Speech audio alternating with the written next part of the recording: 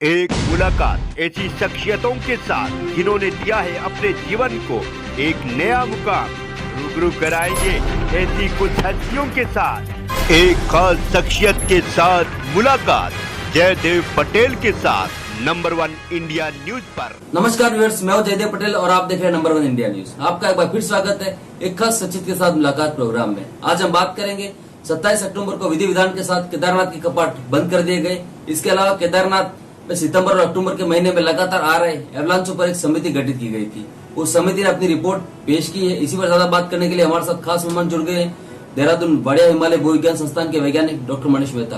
Doctor Manish Mehta, आपका बहुत बहुत स्वागत है आज के हमारे प्रोग्राम में। धन्यवाद जी डॉक्टर मनीष मेहता, आपसे मेरा पहला सवाल है कि रिपोर्ट जो आई है ये क्या कहती है कि एवलांचेस को लेकर जो समिति बनाई गई थी, तो अब इस रिपोर्ट में क्या चीज सामने निकल कर आई है?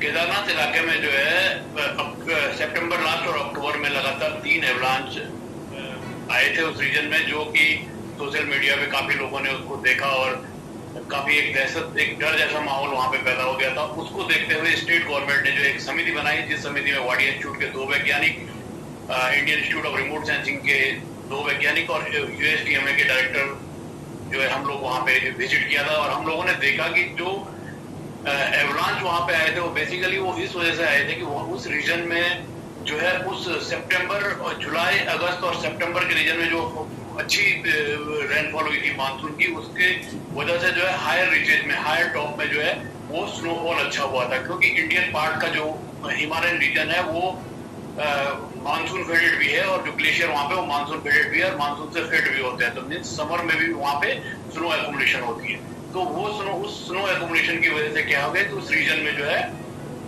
मौसम साफ होने की वजह से हल्के एवलांच आए थे, जो लगातार एक एपिसोडिक टाइप के एवलांच उस रीजन में आए थे। इससे ये लगा कि यहाँ पे जो है ठीक ठाक स्नोफॉल हुई थी हायर रीचेज में इस रीजन में।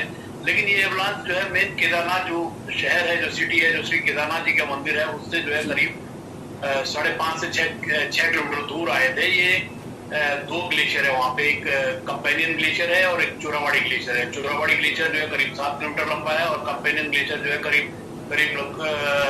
3 और 4 किलोमीटर लंबा है। तो ये दोनों जो एवलांच आए थे, जो उस रीजन में एवलांच आए थे, वो कंपेनियन ग्लेशियर के एक्युमुलेशन जोन में आए थे और एक एवलांच 2 कंपेनियन ग्लेशियर के एक्युमुलेशन में आए थे और एक जो है चोरावाड़ी ग्लेशियर के एक्युमुलेशन जोन में आए थे। तो ये 5.5 किलोमीटर दूर होने की वजह से इनसे बहुत ज्यादा खतरा डाउन स्ट्रीम में यानी मंदिर रीजन में नहीं था। अगर यही कंडीशंस बनी कि ज्यादा स्नोफॉल हो जाए उस रीजन में समर के टाइम पे और अच्छे पिलग्रिम्स काफी लोग आते हैं और ज्यादा मीन्स मोर देन 4 मीटर या 5 मीटर से ऊपर स्नोफॉल होता है, तो वो फिर डेंजर कुछ हो सकता है उस रीजन में। जी डॉक्टर मनीष मेहता, ये एवलांच जो काफी दूर थे, जिसकी वजह से जो है ज्यादा प्रॉब्लम नहीं है उस रीजन। जी डॉक्टर मनीष मेहता, ये जो एवलांचेस आते हैं कैसे हैं? क्योंकि आपने इस पर काफी स्टडी भी किया है, तो क्या आप बता सकते हैं कि ये कौन कौन से एरियाज हैं? बेसिकली एवलांच क्या होता है कि हायर रीचेज में जहां जहां स्नोफॉल होती है, जिस रीजन में स्नोफॉल होती है उस रीजन में एवलांच आते हैं। तो एवलांच क्या होता है कि विंटर में तो फ्रिक्वेंटली ये आते रहते हैं।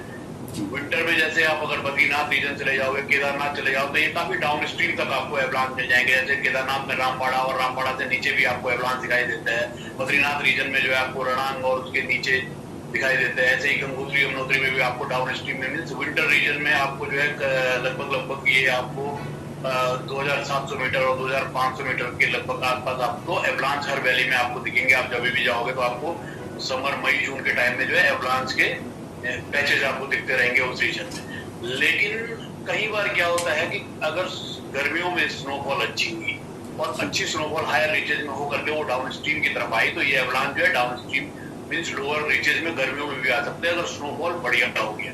क्योंकि जो एवलांच आते हैं वो बेसिकली स्नो पे डिपेंड करता है। स्नो का ही नीचे फॉल डाउन जो होता है उसको एवलांच अब बोलते हैं। यानी एक्युमुलेट किसी स्लोप के अकॉर्डिंग अगर स्नो का एक्युमुलेशन होना और उस स्लोप का जो है उतनी लोड को नहीं कैप्चर करना पाना या लोड बियरिंग कैपेसिटी कम जितनी होती है उससे ज्यादा एक्सीड अगर स्नो उसके ऊपर आ गया तो वो नीचे डाउन हो जाता है। तो इस हिमालयन रीजन में बेसिकली एवलांच या तो विंटर में आते हैं या अर्ली समर आएंगे या लेट विंटर आएंगे।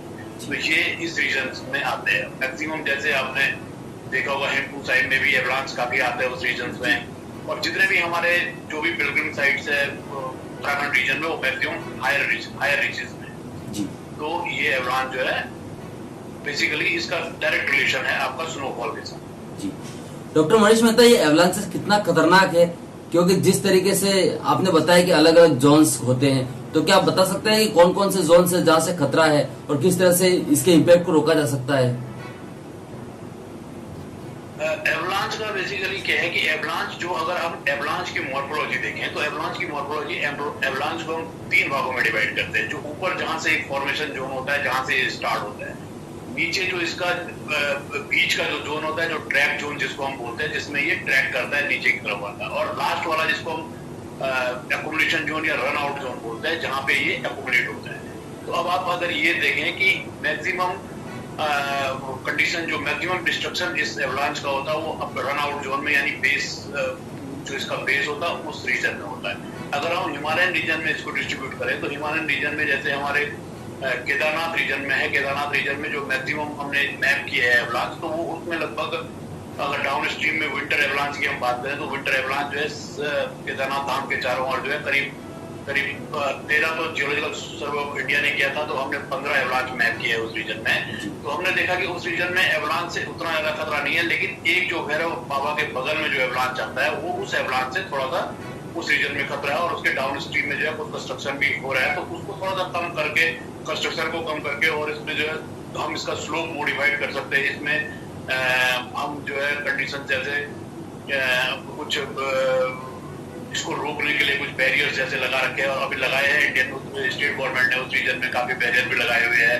एवलांच को रोकने के लिए, और बड़े बड़े माउंट हम बना सकते हैं पीछे से एवलांच प्रोटेक्शन के लिए, जैसे बद्रीनाथ मंदिर के पीछे सिंचाई विभाग की इरिगेशन और स्नो एवलांच स्टडी मनाली वालों ने, इन्होंने DRDO साथ से बनाया हुआ है। तो उस रीजन मतलब एवलांच को रोकने के लिए, क्योंकि एवलांच में बेसिकली उसकी फोर्स उसकी स्पीड से इम्पैक्ट आता है, उस स्पीड को रोकने के लिए, उस स्पीड को चेक करने के लिए हमें कुछ माउंट्स और कुछ चेक डैम और कुछ ग्रेट वायर टाइप की ग्रेट रोप ऐसे करके हम कुछ बना करके उसके इम्पैक्ट को, उसकी वेलोसिटी को कम कर सकते हैं, क्योंकि इसकी वेलोसिटी जो है 30 किलोमीटर से लेके 300 किलोमीटर पर आवर की स्पीड से नीचे आता है।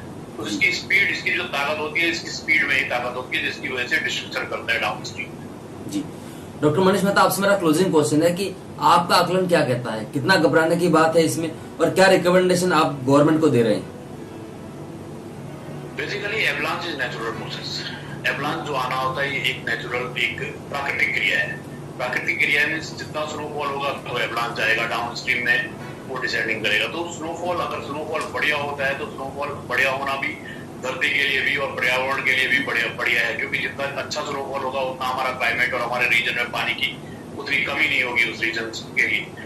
लेकिन जैसे हैबिटेशन है जहाँ पे लोग रहते हैं, उस रीजन में अगर एवलांच आता तो हमको इस चीज को देखते हुए जो है सबसे पहले सेफ गार्ड हमें ये लेना पड़ेगा कि आदमी को हमें कहाँ पे बचाना है, कहाँ पे उसको रखना है। तो इन सब जोन की मैपिंग हर रीजन में, हर 4 धाम में जहाँ पे भी हमारे, वहाँ पे इन चीजों की मैपिंग होनी चाहिए। उस जोन से जो एवलांच प्रोन जोन है वहां से हटा करके सेफ जगह पे जो है लोगों को बसाना चाहिए, और ऐसे ऐसे करके जितने भी और भी जितने रेमेडी है वो हम दे सकते हैं, और इसके बेसिस पे हम जो है इसको मिटिगेट कर सकते हैं, इसको रोक सकते हैं, थोड़ा सा इसके इम्पैक्ट को रोक सकते हैं। तो इसके लिए हमें सबसे पहले यही है कि रीजन को हमें पूरे ढंग से जियोलॉजिकली जियोग्राफिकली को इन्वेस्टिगेट करना पड़ेगा, और इन्वेस्टिगेट करने के बाद ही हमें जो है कुछ डिसीजन लेना चाहिए गवर्नमेंट को या हमें किसी को।